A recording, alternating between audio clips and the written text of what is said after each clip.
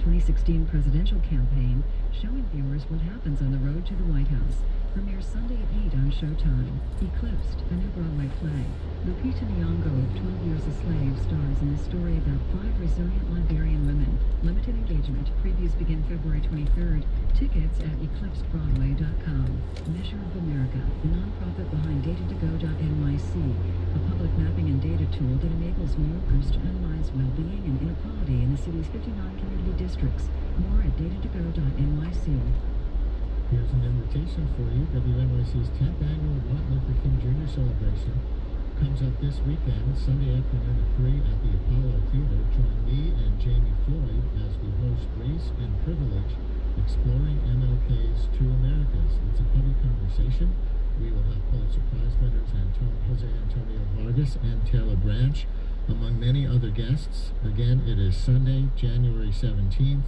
This Sunday at 3 o'clock. Admission is free, but you do need to RSVP at wnyc.org/events.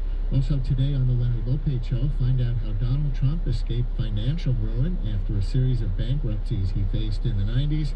Plus, Tony Award-winning writer David Henry Hwang talks about being recently attacked while walking down the street in Fort Greene. That's today at noon on WNYC.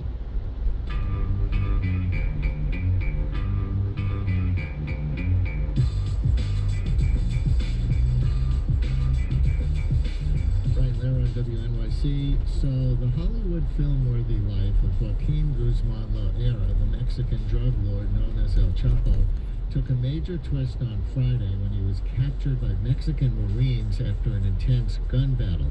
El Chapo has escaped Mexican prisons twice, most recently last year. Evidently, El Chapo was fully aware that his life was worthy of the big screen, and it was his plan to orchestrate the production of his own biopic that apparently allowed the authorities to track him down. Another crime big falls victim to his own vanity. On the heels of his arrest, Rolling Stone magazine released an interview on Saturday that actor Sean Penn secretly conducted with the drug kingpin back in October that apparently contributed to the authorities finding him. The story also raises questions of whether Rolling Stone compromised the ethics of journalism to land a huge story. Here to discuss all of this is David Folkenflik, media correspondent for NPR. Hey David, thanks a lot for doing this today. Hey Brian, my great pleasure. I don't know how much you're familiar with the El Chapo story itself, in addition to the media ethics of this, but do you want to say anything to help set the scene about his capture or his role in the world? Well, this entire story is bananas. You're talking about a guy who's named Joaquin Guzman. He's called El Chapo, a major Mexican drug lord, often characterized as a drug kingpin, and really one of the leading figures, if you will, in the illegal narcotics trade, responsible for an incredible amount of the traffic, as I understand it.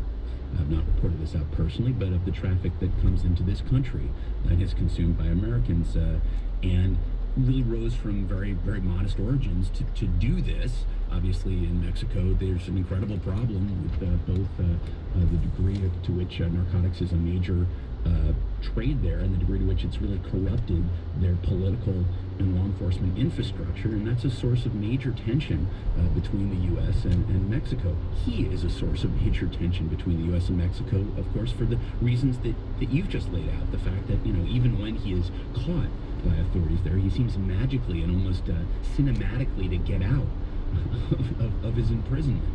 So his capture is a big deal, and the fact that a Hollywood actor and activist, Sean Penn, is able somehow to get there through a variety of bumpy rides on private jets and in SUVs bounding ultimately through the Mexican jungle to get to him before the Mexican authorities did is a source of embarrassment for the Mexican government from the top down.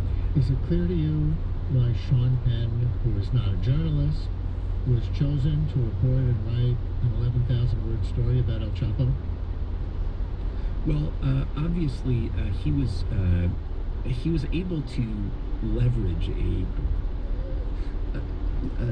contact who had been sympathetic to El Chapo. That is, there was a woman who was a major star there, a Mexican a star who also has some presence in this country, who who had expressed some sympathy for the drug kingpin vis-a-vis the Mexican authorities. She basically said, I have more faith in him than I have in them, on I believe it was Twitter or Facebook. This is a man, by the way, who told Penn in this interview, quote, I supply more heroin, methamphetamine, cocaine, and marijuana than anybody else in the world. I have a fleet of submarines, airplanes, trucks, and boats. Just saying. Well, right. So you've got essentially an alternative power source in Mexico. And she had expressed this sympathy for him, and through her, Penn ultimately was able to negotiate the ability to meet with Guzman at this hiding spot to try to basically then negotiate the rights to do the interview. And Penn came to Rolling Stone with this, as Rolling Stone tells it, to do that. So it's not as though Rolling Stone said, hey, we've got this interview with this incredibly elusive figure. Who do we want to assign this to? It was that Penn went to... It was Sean Penn's connection through the actress you were referring to, Kate Castillo. So, did you read the article? I have not. Did you do a good job? I read the article. I read it, I think, very late Saturday night, very early Sunday morning. The claim is that it's 11,000 words. I didn't put it through the Microsoft Word counter to figure that out, but it was lengthy. You know, the story is really an Odyssey story. It's about Sean Penn's voyage to try to meet with Guzman, his apprehension, his excitement, his concern, but ultimately his eagerness to do so, and about the fits and starts in which it took for him to get there, the question of whether or not he needed to hide, you know, use burner phones that he changed every day, all these concealments that he had to make in order to attempt to cloak Guzman's location from Mexican and particularly U.S. federal authorities. The payoff was, I think, a pretty meager one. I mean, I think that Penn's writing is florid and self-indulgent and really focuses on him. And, you know, we're all familiar with the Odyssey as a narrative structure, but Penn really can't seem to help himself at times. And the interview that was yielded ultimately from this were a series of fairly straightforward questions that were translated, and then ultimately he videotaped or taped into a camera answers back. They were very flat in tone, incredibly unreflective. You know, I think it's fine to interview people who have committed reprehensible acts, and I think it's fine to commit people who have ill intentions toward one's country. Although, you know, El Chapo is not a Bin Laden figure. He's you know, such a terrorist of such stature that ultimately incredible amount of violence gets committed to prop up his trade. But it seems to me that you have to do something with it. You know, and I almost am willing to allow a celebrity to do it in a sense, as long as there's a seriousness of purpose, and I don't see that reflected in what Rolling Stone came up with. It's obviously, I think, worth pointing out, this isn't the first time that Sean Penn has put figurative pen to paper. He went to Iraq during the war a decade ago, and he wrote about that. He went and did interviews with the late Hugo Chavez of Venezuela, and interviewed Raul Castro down in Cuba, both obviously controversial figures in this country, both figures who have overseen in different ways repressive regimes. You know, he came away quite sympathetic. You know, I feel there's kind of a bromance that emerges in those pieces in some ways. Penn's certainly an activist very much on the left of the political spectrum, whose journalism, if you call it that, is very much wrapped up in his ideology. But, you know, you have this very odd confluence of events. It really is bananas. Is the central journalism ethics question here, though, whether Sean Penn or anyone should go and interview one of the most wanted men in the world without revealing to authorities where he is? You know, I asked a person who had in the past been involved under a Republican administration in investigating major organized crime investigations, and I said, you know, what are the legal implications, what are the moral implications? And this guy said, you know, legally I don't think there are any implications for that. Morally, I think it's up to you to determine that. I think the public gets to decide whether they think this is great or not. I think it's worth reminding ourselves, you know, if you think of John Miller, currently the head of counterterrorism in the New York Police Department, when he was a journalist for ABC News in 1998, at a time that U.S. authorities had not filed criminal charges against Osama bin Laden, but had believed that he had been linked to attacks against U.S. Property and embassies abroad, that he went and interviewed Osama bin Laden. And there's a guy who ended up 3 years later, obviously orchestrating this incredible attack on us. It seems to me that it's, if you think of Dan Rather, he went and interviewed Saddam Hussein more than once. Charlie Rose went and interviewed Assad of Syria. Now those are heads of state in a sense, so you may give them a different stature, but it is okay to interview people who one thinks horribly toward. I think it's really incumbent then upon the journalists and the journalistic institutions involved, the news organizations, to make sure they're doing something serious with it, that they are not simply raising an issue, but pressing questions and making, to the best that possible, these folks publicly held to account. And I think it's really on the editors of Rolling Stone, not on Sean Penn all that much, right? Because ultimately they decide if they're going to publish a story like this, or maybe it's on both of them, or if they're going to dispatch anybody to go and do an interview with somebody who's considered that dangerous and not reveal his whereabouts. Was there any kind of sidebar from the editor of the magazine or anything like that explaining what they did and laying out a journalistic ethics rationale? Well, I mean, they certainly acknowledged it was transparent in the story. It was part of the, in a sense, of the glamour of the narrative that Mr. Penn offered, that you knew that he was taking significant acts to try to conceal his activities from federal and Mexican authorities, that they were doing everything they could not. They were essentially being complicit, if you like, with Guzman in keeping his whereabouts unknown. Now, they weren't doing. I went and read, actually, the federal code late Saturday or early Sunday about this, and it didn't seem as though you would really likely find federal authorities in this country to be arguing that he harbored a fugitive or that he aided and abetted a fugitive. What he had, even if we don't like the way that Sean Penn executed it, and I think people are entitled to draw their own conclusions, but what he had was a journalistic imperative, and I think it's seen as valid to go do that. After all, if you go interview the foreign minister for Saddam Hussein during the Iraq War, at the outset of that, you're not seen as committing sedition.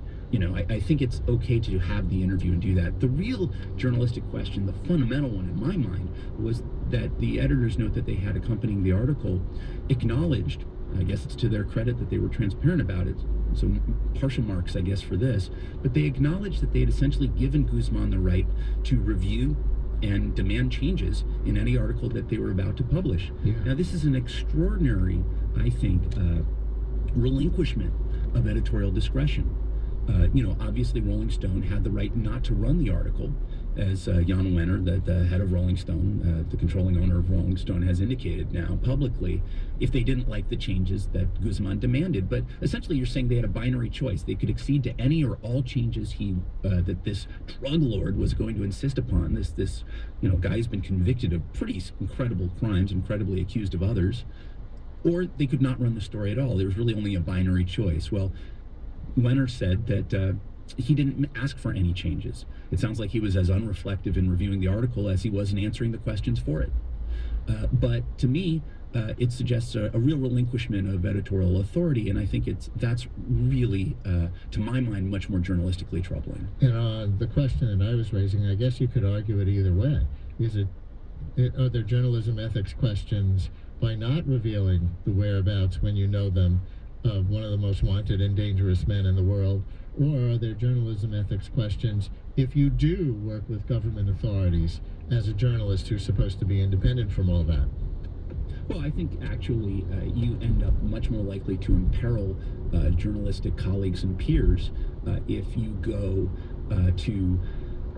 on assignment and you sort of, in a sense, bring the CIA or the DIA or the Drug Enforcement Agency along for the ride. That is, that you intentionally disclose things that will lead to somebody's capture. I mean, it's one thing if you decide to, in a sense, as newspaper columnists have occasionally done over the decades, talk a fugitive into submitting him or herself for arrest. It's another thing if you do so through subterfuge. I mean, after all, one of the reasons why American news organizations take such umbrage when CIA agents pose as journalists abroad, as they used to do, is that it imperils journalists who are actually just trying to report stories, right, because authorities abroad may see them as sinister and adversarial agents, rather than as the journalist trying to get stories or to ask questions. You know, I think it really does tend to put journalists in peril if people act as law enforcement under false flag, in a sense. Is it your understanding that this interview indirectly did lead to the recapture of El Chapo? Well, you know, we have not to date at NPR confirmed that. You're certainly seeing some folks start to indicate that. We were getting conflicting signals over the course of the weekend on that very question, but I believe the New York Times and possibly AFP had indicated that that may be the case. And it certainly would be more likely if you have folks from the U.S. who are trying to travel significant distances, who are themselves high profile, like Sean Penn.